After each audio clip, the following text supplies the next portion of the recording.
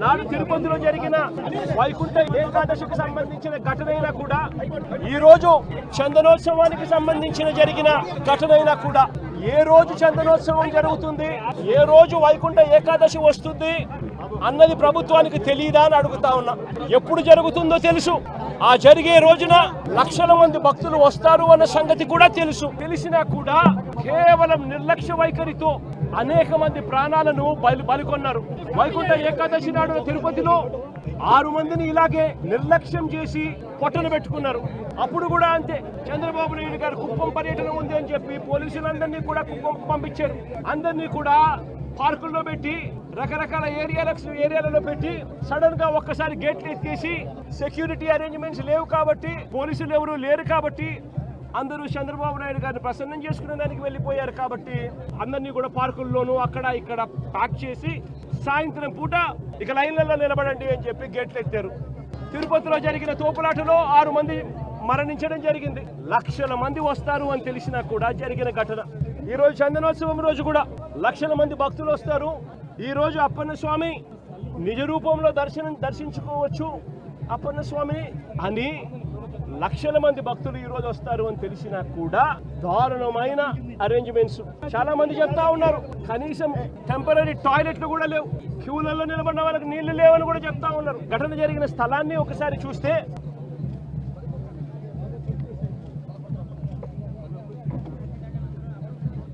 ఆరు రోజుల కిందట గోడ కట్టడం మొదలు పెట్టారు.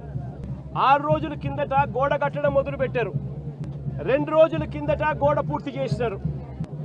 20 మీటర్ల పొడుగు గోడ, 20 మీటర్లు అంటే దాదాపుగా 70 అడుగులు, దాదాపుగా 70 అడుగులు గోడ పొడుగు, 10 అడుగులు ఎత్తు కట్టిన ఈ గోడలో 4 రోజుల్లో ఈ గోడ కట్టారు.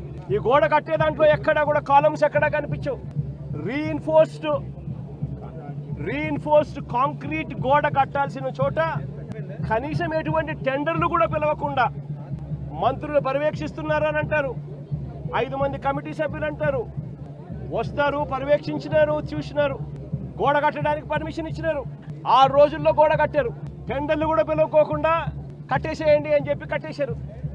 నేను అడుగుతా ఉన్నా, ఈరోజు అధికారంలోకి వచ్చి చంద్రబాబు నాయుడు గారు దాదాపుగా సంవత్సరం అయింది చంద్రబాబు నాయుడు గారు అధికారంలోకి వచ్చి.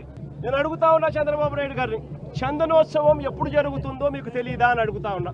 మరి చందనోత్సవం పలానా రోజు జరుగుతుంది అని చెప్పి తెలిసినప్పుడు ఈ గోడ కట్టించే కార్యక్రమం ముందే ఎందుకు మొదలు పెట్టలేదు అని అడుగుతా ఉన్నా.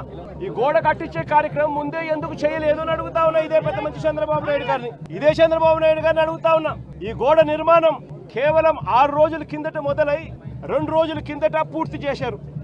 దీని అర్థం ప్రభుత్వం ఎటువంటి ముందస్తు ఏర్పాట్లు సీరియస్ గా తీసుకోలేదు అని చెప్పి నిదర్శనం కాదా అని అడుగుతా ఉన్నా. చివరికి ఈ వర్క్ కనీసం టెండర్లు కూడా పిలవకోకుండా ఇష్టం వచ్చిన వాళ్ళకు వర్క్ ఇచ్చేసి ఇష్టం వచ్చిన పద్ధతిలో కట్టించే కార్యక్రమం చేయడం ధర్మమేనా అని అడుగుతా ఉన్నా.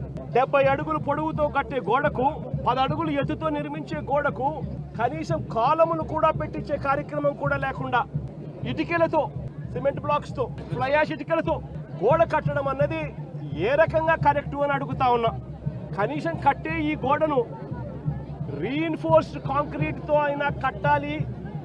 రీఇన్ఫోర్స్డ్ కాంక్రీట్ తో కట్టి దానికి వీప్ హోల్స్ కూడా పెడితేనే కాస్తో కూస్తో ఏ గోడైనా నిలబడుతుంది అన్న జ్ఞానం కూడా లేకుండా ఎలా కట్టారు అని అడుగుతా ఉన్నా. 2 రోజుల కిందనే గోడ పూర్తయింది అని తెలుసు, వర్షం కూడా ముందు రోజు రాత్రి పడింది అని కూడా తెలుసు. మరి తెలిసినప్పుడు ఇన్ని లక్షల మంది క్యూలో గోడ పక్కనే ఎలా వాళ్ళు క్యూలో నిలబడేట్టుగా చేశారు అని అడుగుతా ఉన్నా. ఇదే పెద్ద మనిషి చంద్రబాబు నాయుడు గారిని.